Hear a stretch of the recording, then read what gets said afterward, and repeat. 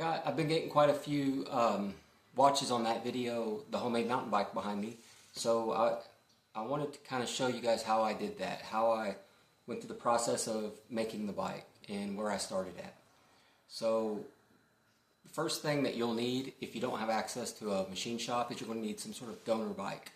Now whether that's something from like Goodwill, or maybe somebody's throwing a bike out or something like that. Maybe you have a bike, but you're going to need a bottom bracket, you're going to need a head tube, and you're going to need some dropouts. So the dropouts are honestly not too hard to make.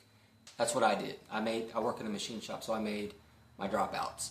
So I basically drew it up on a piece of plate steel and drilled some holes. I actually drilled this hole in the center here and then drilled and tapped that. I can't remember, I think it's like a M9x1 or something like that. But and then basically take it to the bandsaw, draw you two lines and cut up in there like a slot. And then just follow the lines and cut it out. So this wasn't too difficult. The one on the other side is even easier. So with the exception, I suppose, if you want to have hydraulic brake mounts, which I'm sure you would.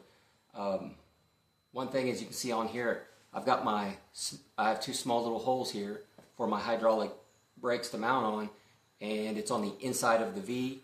I learned the hard way that that's not really what you want to do. You want it up here on top. There's a reason they do that, and it's because when you start getting down inside the frame, you don't have much room to adjust it inside of the dropouts like that. So there's a little tip for you on that. Your bottom bracket. So this right here is a piece of 1.5 inch tubing that I have a right hand thread on this side, a left hand thread on this side, and I did buy, I think this was on Amazon also for, I think it was like $8, and it was just a cheap sealed bearing bottom bracket replacement. And the reason I got that is because I wanted to test the threads after I cut them to make sure that this thing could screw in. So that's what you'll need to cut that off the bike of your donor bike. The other thing too you got to keep in mind is your donor bike needs to be steel, because you're not going to be welding aluminum if you're a beginner. This is the head tube. Yeah, I think it's 1.9 diameter. It's a regular fence tube. They throw a lot of this away at work, and I just did the bore at 44 millimeter, which is just a straight tube. Aside from the materials, you need a couple of tools, and those tools are going to be, of course, a welder. You're going to need a protractor. You're going to need a yardstick, some recommend a pencil, not an ink pen, so you can kind of erase, go back over things. So the protractor I used, I got it off Amazon, this right here. I do recommend, if you're going to use a protractor, use one with a nice long scale on it. That way, once you set your angle, your likelihood, I guess the way that the angle is projected over a longer surface, you're more likely to have an accurate angle, as opposed to using something small to where you lay your scale on it afterwards, or your yardstick. You may not be quite right in line with your angle that you're going for. Alright, so I've got the blueprint right here in front of me that I made. So I'm going to go ahead and grab the camera, kind of show you what I did. And I'm going to go ahead and show you some of the mistakes I made in the process of making this blueprint. So one second here. Alright, so it might be a little hard to see here, but this is the blueprint of my frame. And this is a 1-to-1 scale. So you can kind of see there, I think, hopefully.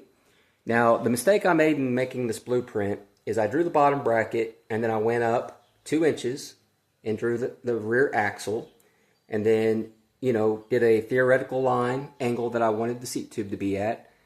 Did a stack. I think I made a little mark up here where I wanted the stack to be, measured it from the bottom, and then transferred that same measurement over here to get my steer tube. And then the reach was from bottom bracket straight up. Actually, you can see the line I did. Straight up right here, and then measured over to get my reach. So, and that all sounded good and was looked good on paper, but where I really messed up was I didn't consider my my fork.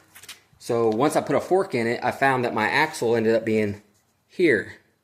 And it wasn't, you know, this bike wasn't perfectly square like I thought it would end up being. So once I put a fork in here and my axle ended up here, this blue line represents what level ground would have been from axle to axle. So you can see my bottom bracket is actually, instead of 2 inches, it's like 3 inches. So the other thing was I had went for a 65-degree head tube angle. Well, the head tube angle basically dropped down, so I ended up with like a 67-degree head tube angle. So the fork affects everything.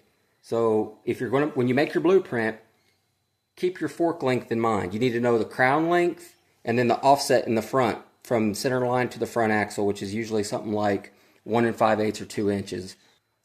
So I'm going to go ahead and show you the frame.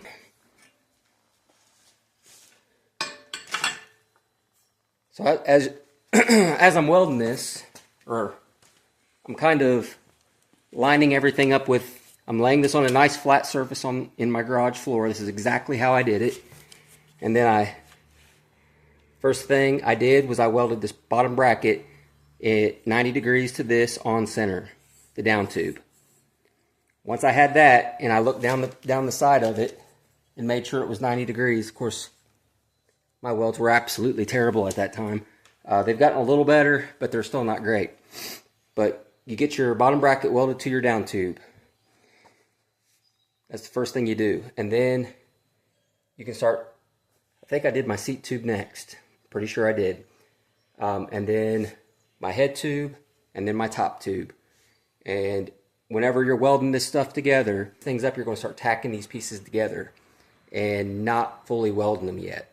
And then you're going to kind of look down it, pick it up, look down it, make sure everything looks straight, and you might have to persuade it, give it a couple little bumps, and once you've got it to your liking in straightness, then start welding things together. So that'll get you through your the front triangle. So, you know, this is 1-inch tubing, that's 1.9. On the back half. So I did watch a video also, a guy named Blake that did his back half here, and he got it really crooked, and I didn't want to follow in his footsteps there. So what I did differently than him is I actually put a wheel in these dropouts and welded my chain stays on first to the bottom bracket, and then put the wheel back here, and then positioned it exactly where I wanted it, and kept pulling and bending on these until these were really good, and then I went ahead and tacked it in place. When you start welding this stuff up, it starts pulling everything. So you leave your wheel in, get your seat stays, and start tacking them in place too, and kind of bending on them. And while everything's just kind of tacked in place, you can kind of pull and persuade things around. And if something's not lining up and you can see the wheel is cocked to the right, you need to cut the left chainstay loose and pull it back and then retack it when it looks good. So that's how I did it, and it worked really well. That's my advice on getting the back wheel to be straight with the frame. So if you got any questions, please ask in the comments. If there's any videos you'd like to see, anything about the Kaizen, I ended up naming this bike the Misfit because it ended up being like really wrong, but still yet it was a fun bike to build. So hope you enjoyed the video. Like, subscribe. Thanks for watching.